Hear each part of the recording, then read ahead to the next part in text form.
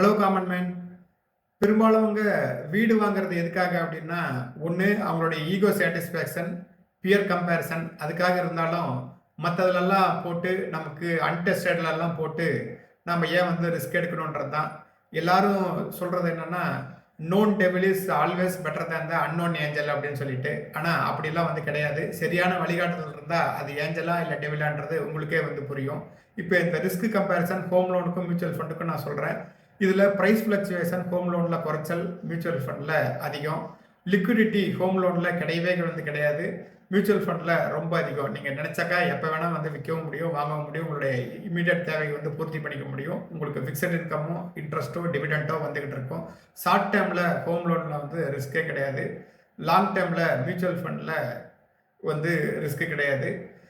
உங்க long டேர்ம்ல home லோன்ல பார்த்தீங்கன்னா, மாடரேட்டா risk இருக்கு. ஏன்னு கேட்டீங்கன்னாக்கா, இன்ட்ரெஸ்ட் வந்து கூட கூடும். உங்களோட இஎம்ஐ கூடும், இல்லாட்டினா டென்யூர் கூடும். இதெல்லாம் வந்து ரிஸ்க்கு. இதுக்கு அடுத்தது மார்க்கெட் டிபெண்டன்சி.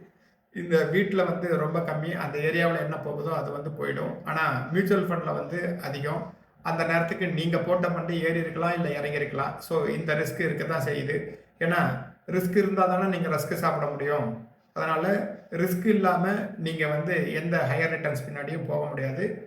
யோசிச்சு முடிவு பண்ணுங்க.